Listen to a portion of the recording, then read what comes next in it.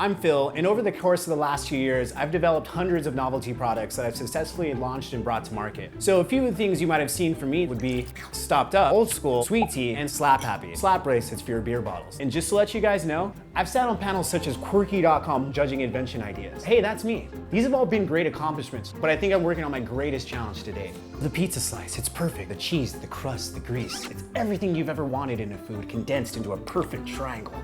That's why as a designer, I've taken that and made that my journey to condense that into the world's greatest product. Everything about it was just screaming to be made into a panty. Woohoo! Pizza panties! The months of hard work, all the late nights emailing factories, finding the perfect pattern, detailing everything from the CAD to making sure the exact placement of the pepperoni was perfect on every panty. All right guys, so we've done everything we can to get this page where it needs to be. I hope you see all the hard work that's gone into it. But the next step is really just getting you guys to donate to the page. So you see that green button at the top? We want you to press that. Look at where it is, go to the top right, it's right there, press it. Please donate to our page, get yourself some panties, we love you.